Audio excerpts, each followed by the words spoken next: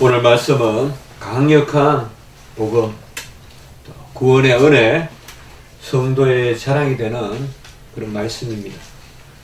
천둥과 같이 아주 굉음으로 우리에게 메아리치는 그런 말씀입니다.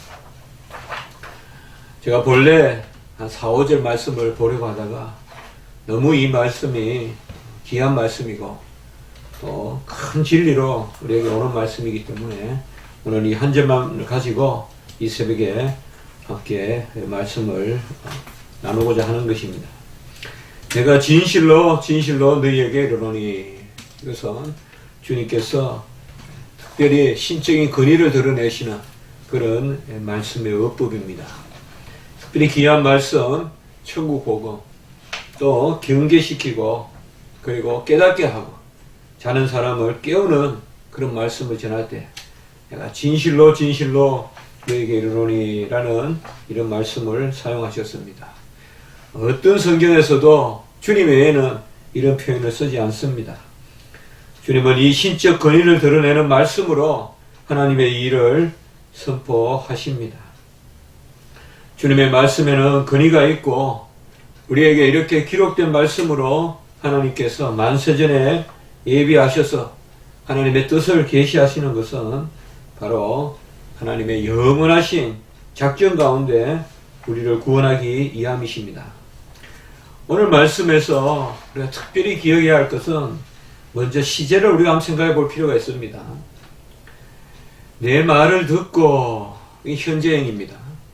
또 나 보내신 이를 믿는 자는, 이것도 현재형입니다. 이게 다 분사입니다. 내 말을 듣는 것, 그리고 나를 보내신 이를 믿는 것, 이 현재 분사형으로 되어 있습니다. 그리고 상당히 역동적이고 그리고 동작적인 그런 것입니다. 그래서 듣고 믿는 것이 현재 분사로 함께 사용되어서 동시적인 것을 보여주고 있습니다. 그리고 영생을 얻었고, 여기는 현재로 되어 있습니다. 진리를 이야기합니다. 내 말을 듣고 나 보내신 이를 믿는 자는, 이것은 현재 분사로서 행동이고, 또 역동적이라면 영생을 얻었고, 이것은 전체적으로 현재형으로 진리를 뜻한다. 하나님을 믿고 그의 보내신 자를, 말씀을 듣는 자는 영생을 얻는다. 그리고 그 다음 말씀해 보면 심판에 이르지 아니하나니 사망에서 생명으로 옮겼느니라. 여기에서 심판에 이르지 아니하나니, 이것도 현재로 되어 있습니다. 그래서 영생을 얻어서 심판에 이르지 아니한다. 우리가 사실은 믿는 자나 믿지 않는 자나 다 심판이 있습니다. 그러나 영생의 심판이냐 영벌의 심판이냐, 그래서 영생을 얻고 심판에 이르지 아니한다 이라면 바로 영생의 심판, 바로 의인의 심판에 나아간다. 사실은 이것은 심판이 아니죠. 세상에서 말하는 그런 심판이 아니기 때문에 우리가 사실은 모두 심판을 받습니다. 마찬가지죠. 모두 부활합니다. 그러나 부활이다 이러면 우리가 영광스러운 부활만 이야기하잖아요. 성도의 부활만. 심판도 다 심판받습니다. 벽보좌에서. 그러나 우리가 심판을 받지 않는다 이러면 또 믿는 사람만. 그래서 부활이 있다 이러면 주로 믿는 사람, 또 심판이 있다 이러면 이것은 역으로 믿지 않는 사람, 이렇게 우리가 이야기하지 않습니까? 그런데 마지막 사망에서 생명으로 옮겼느니라, 이것은 완료형으로 되어 있습니다. 여기만이 현재로 되어 있지 않아하고 메타 베베켄 이렇게 사용해서 메타바이노, 옮기다. 메타라는 말은 목적이란 뜻도 있고 그 다음에 변형이란 뜻도 있고, 이것은 장소를 옮긴다. 바이노, 옮긴다. 그래서 사망에서 생명으로 옮겼느니라, 이것은 완료형을 사용하고 있습니다. 이는 아주 어법이 독특한 어법입니다. 사실상 완료가 먼저 오고 뒤에 현재가 온다 이러면 더 우리가 이해하기 쉬울 텐데요. 나를 믿었던 사람은 영생에 이른다든지 뭐 이런 식으로 쓰면 더 옳을 텐데 오히려 여기에서는 시제가 거꾸로 사용되어 있는 것을 볼 수가 있어요. 나를 지금 나를 보내신 하나님을 믿고 내 말을 듣는 자는 심판이 이르지 않고 영생을 얻고, 이것은 일종의 진리예요. 그러니까 이 현재로 썼단 말이에요. 이 진리, 만고불변의 진리니까. 이것은 우리가 잘 이해가 돼요, 사실은. 그래서 지금 듣고 지금 믿는 자는 심판에 이르지 아니하고 그 다음에 영생을 얻는다. 여기까지는 우리가 진리로서 이해가 되는데, 그 다음 말씀에 사막에서 생명으로 옮겼느니라. 이것은 완료로 이렇게 나타나서 우리가 어떻게 보면 시제가 이렇게 역으로 사용되지 않느냐 하는 그런 의구심이 들기도 합니다만은, 여기에 하나님의 놀라운 그런 계시의 말씀이 있는 것입니다. 아브라함이 나기 전에 내가 있다. 아브라함이 났다는 말을 과거를 쓰고 내가 있다. 이것을 현재로 썼단 말이에요. 과거 전에 어떻게 현재입니까? 이건 영원한 주님의 존재를 뜻하기 때문에 그렇게 말씀했다면, 오늘 말씀은 바로 영원한 하나님의 작정이 있다. 영원한 하나님의 작정이 앞선다. 어떻게 보면 사망에서 생명으로 옮긴 이 역사가 이미 만세전에 작정되었다. 그 만세전에 작정된 것에 따라서 하나님의 말씀을 믿고 듣고 그리고 영생에 이르고 심판에 이르지 않는다 라고 이렇게 우리가 볼 수가 있습니다. 이것은 오직 시간을 넘어서서 모든 것을 정하시고 그것을 정하신 대로 이루시는 하나님의 섭리 가운데서만 가능한 표현입니다. 미래의 일을 이미 과거로 말씀하시는, 미래의 약속을 현재 우리가 어떠함에 따라 주어지는 진리의 말씀을 이미 완료적인 용법으로 사용하십니다. 물론 완료도 현재적 의미가 있을 수 있습니다만은, 우리가 이런 의미에서 이 말씀을 바라볼 때 더 우리에게 하나님의 은혜가 넘친다. 그래서 신적인 근위가 있는 말씀이다 이 말이에요. 이런 말씀은 오늘날 어떻게 보면 우리가 들으면 상당히 신비롭기도 하고 또 상당히 애쓰럽기도 한 그런 표현일 수 있습니다. 상당히 고고한 그런 표현일 수 있는데, 바로 주님께서는 이 표현을 가지고 오늘 이것을 어떤 강단에서 학구적으로 말씀하신 것이 아니라 바로 현장감 있게 38년 된 병자를 고치는 그런 아주 사람들이 오가는 곳에서 오늘 이렇게 말씀을 전하여서 변정하고 계시는 것입니다. 주님의 말씀을 듣고 또 주님 보내신 이를 믿는 자는, 주님을 보내신 이는 하나님이라고 해도 되겠고 성부 하나님이라도 해도 됩니다. 우리가 삼위일체 하나님을 믿기 때문에 말씀을 듣고 이것을 믿는 자는, 이것은 분사로 이렇게 되어 있습니다. 말씀을 듣고 믿는다는 것은 어떤 그 상태, 또 상태지만은 동작을 뜻하죠. 그렇기 때문에 현재 분사라는 것은 어떤 의미로, 상태적인 의미로도 볼 수가 있어요. 상태적인 의미로 본다면 그것은 동작의 연속으로서의 상태라고도 볼 수 있습니다. 요한복음 15장 7절에 보면 내가 너희 안에, 내 말이 너희 안에 거하면 무엇이든 구하는 대로 얻을 것이다 라고 우리 주님께서 말씀하시는데, 그것 말씀과 같이 말씀이 너희 안에 거하면, 우리는 바로 말씀을 들음으로 하나님을 믿습니다. 그럼 누구의 말씀을 듣느냐? 바로 주님의 말씀을 듣습니다. 나한테서 구할 것이 아닙니다. 이건 정말 어리석은 것이죠. 우리가 매일 하나님 앞에 나아가서 주여 보여주십시오. 주님 만나 주십시오. 주님은 뭐예요? 하나님 만나 주십시오. 우리가 간구하잖아요. 구약시대 백성들이 구하였고. 그럼 뭐예요? 주님이 바로 우리를 만나러 그렇게 오신 것이죠. 그러니까 주님의 말씀을 통하여서 아버지를 믿게 되는 것이고, 주님의 말씀을 통하여서 아버지를 믿음으로 알게 되는 것이죠. 믿음은 지식이 있지 않습니까? 믿음으로 아버지를 아는 것은 오직 아들의 말씀을 통하여서 아버지를 안다. 그래서 지금 우리가 보혜사 성령은 그 말씀을 우리에게 깨닫게 하시는 지혜의 영이다. 요한복음 14장 10절에 보면 내가 너희에게 이르는 말은 스스로 하는 것이 아니라 아버지께서 내 안에 계셔서 그의 일을 하시는 것이다 라고 이렇게 말하고 있습니다. 아버지께서 주님 안에 계셔서 아버지의 일을 하시는 것, 그게 아들의 말씀이다. 아들은 아버지의 일을 하는데 아버지의 일은 아들 안에 아버지가 오셔서 하시는데 그 일이 뭐냐? 바로 말씀을 드러내는 것이다.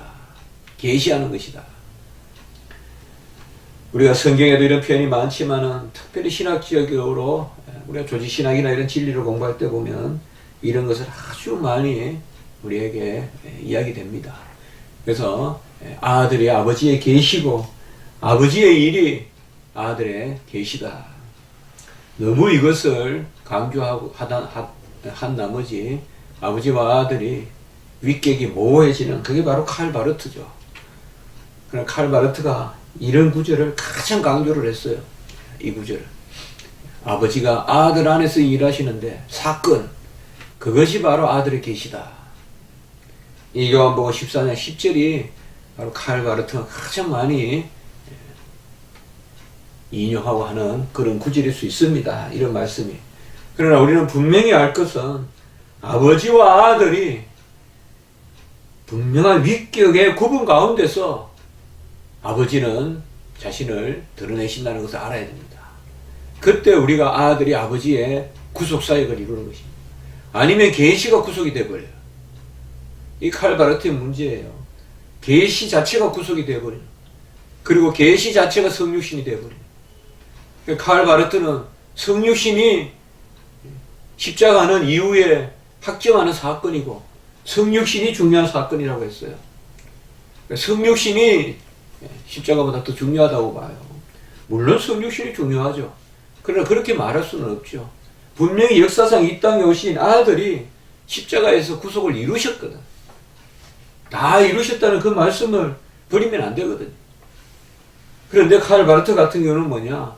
아버지가 아들 안에서 일하시는 그게 구속이기 때문에 성육신이 화해라고 했고 성육신이 구속의 결정이라고 했어요. 여기에 큰 신학적인 그런 모순과 불합리함이 있습니다. 아들은 아버지의 계시입니다. 아버지는 아들에서 일합니다. 그러나 분명히 아들은 아버지가 보내신 제2위 하나님으로 아버지의 일을 아들이 이루시는 것입니다.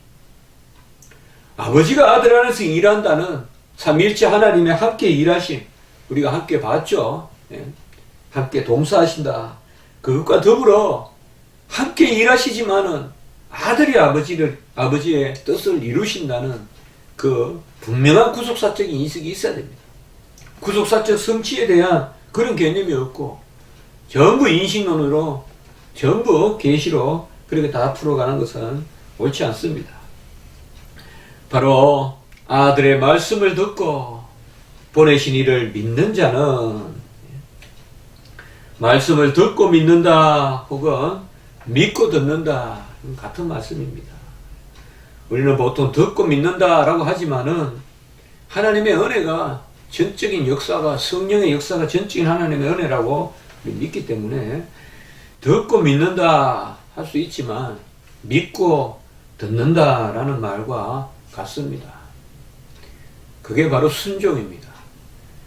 듣고 믿는 것과 믿고 듣는 것이 같습니다. 그게 바로 순종의 지식입니다. 그러므로 아버지를 믿는 자는 아들의 말씀을 듣고 또 아들의 말씀을 듣는 자는 아버지를 믿습니다. 이것이 바로 우리에게 동시에 일어납니다. 우리는 다 은혜 받아서 하나님의 말씀을 듣게 되었고 믿게 되었습니다.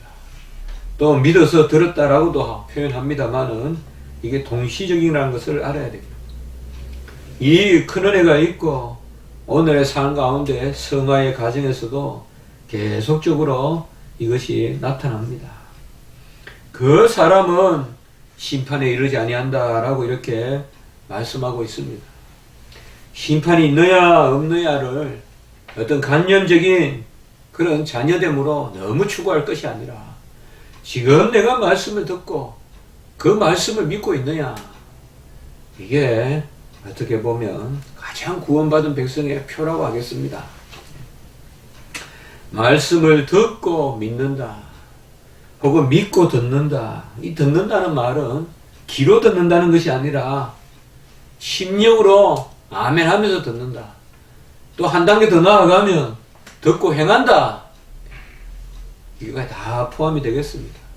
듣는다는 것은 그저 듣는 것이 아니라 믿는다는 것이요, 고백한다는 것이요, 그저 고백한다는 것이 아니라 행한다는 것이요. 그러므로 행함의 연단이 있고 하는 것을 이야기합니다. 이 땅에서 심판에 이르지 아니하는 백성의 가장 큰 표는 뭐냐? 말씀을 듣고 행하는 자입니다. 말씀을 듣고 행하는 그것이 바로 심판에 이르지 아니하는. 어떻게 보면 하나님이 지금 우리에게 기회를 주시죠. 그것은 뭔가 하면 좀 더 연단을 통하여서 하나님이 이미 심판을 준비시키는 것이죠. 제가 어젯밤에도 그 생각을 했습니다. 기도하면서. 우리 큰놈을 위해서 기도하면서. 내가 살아있을 때 쟤를 더 많이 훈련시켜야 되겠다. 내가 죽고 나면 쟤는 시행착오를 할 수 없지 않느냐. 아버지가 돌아가실 때 저보고 마지막 하신 말씀이 걱정하지 마라. 그 겨우 입을 열어서 겨우 하신 말이 걱정하지 마라. 너 나 때문에 걱정하지 마라. 그게 무슨 말씀인가? 내가 그게 참 그때 병상에서 너 나 때문에 걱정하지 마라. 뭐 옛날에 아르헨티나의 나를 위하여 울지 마라. 그런 오페라도 있는 걸 내가 들었지만은 걱정하지 마라. 부모의 눈에는 죽으시면서 돌아가시면서까지라도 어찌할 줄 모르는 그 자식들의 안절부절, 그게 얼마나 애통하겠어요. 쟤들이 어떻게 살아갈 것인지. 물론 이미 부모가 당장 경제적인 도움도 주지 못하고 어떤 내가 자리 보존하는데 힘도 없고 그렇게 하지만은 그래도 그 마음이 얼마나 힘들겠어요. 지혜로운 부모라면 이왕 얘가 바깥에 나가서 혼자 살 거, 부모가 있을 때 오히려 바깥에 좀 내보내서 정이 힘들면 그때는 부모에게 전화라도 해서 도움을 받을 수 있고, 이렇게 훈련을 시켜야지. 살아있을 동안 계속 집안에만 묶어 놓으면 부모 돌아가고 나면 그 자식은 하루아침에 어떻게 바깥 생활을 하겠냐, 그런 생각도 한번 해봤습니다. 우리가 다 심판을 받습니다. 물론 은혜의 심판입니다. 그러나 이 땅에서 왜 우리를 두시느냐? 왜 이 땅에 우리를 두시고 말씀으로 우리를 힘들게도 하시고 또 말씀으로 우리에게 그렇게 행하도록 하시느냐? 뭔가 제가 정확하게 표현을 할 수가 없지만 뭔가 이런 마음을 제가 좀 읽었어요. 하나님이 우리를 미리 완전하게 보호하시는 방식이다. 그게 이 땅에서 우리가 더 깨지고 더 뒹굴고 더 넘어지고 하도록 하나님이 어떻게 보면 이 땅에서 우리를 훈련시키신다.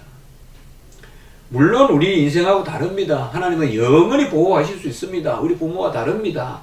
그렇지만은 뭔가 그런 부성적인 아버지의 돌보심에 대한 섭리를 제가 느껴봤습니다. 바로 이 땅에서 영생을 얻고 또 심판에 이르지 아니하는, 영생이란 말이 하나님의 자녀됨이라면 이 땅에서 하나님의 자녀됨을 얻고 그리고 심판에 이르지 않는다는 말은 바로 헤아림에 이르지 아니한다는 뜻인데, 이 땅에서 어떻게 영생을 얻어서 심판에 이르지 아니하느냐? 그 표가 뭐냐? 그 표가 바로 심판이 말씀에 대한 그런 열매에 대한 판단이라면 이 땅에서 영생을 얻어서 심판에 이르지 아니하는 백성의 표는 바로 말씀대로 사는 것이 아니냐. 말씀대로 살면서 내가 영생의 자녀라는 것을 또 알게 되고 말씀으로 살면서 거기서 내가 넘어지고 기도하면 하나님이 다시 평강을 주실 때 내가 부족해도 하나님이 심판하시는 것이 아니하구나. 용서하시는 거구나. 나의 죄를 헤아리지 아니하셔서 심판이 없는 것이 아니라 나의 죄를 헤아리시되 용서하시는구나. 안 헤아리는 게 아니에요. 그래서 심판이 없는 게 아니에요. 심판은 있어요. 그러나 용서를 하시는 거예요. 그래서 심판이 없다고 하는 거예요. 심판이 없는 게 아니에요. 심판이 있는데 용서하시기 때문에 우리는 심판에 이르지 아니한다. 이 은혜로 사망에서 생명으로 옮겼다. 아까 말씀과 같이 바로 완료적인 그런 의미를 썼다라고 이야기했습니다. 누가복음 17장 21절에 보면 하나님의 말씀을 듣는 자는 이미 하나님의 나라가 그 속에 있다. 여기서는 물론 현재를 썼어요. 여기는 현재형을 그냥 에이미 동사 현재형을 썼는데요. 그러나 어쨌든 임했다.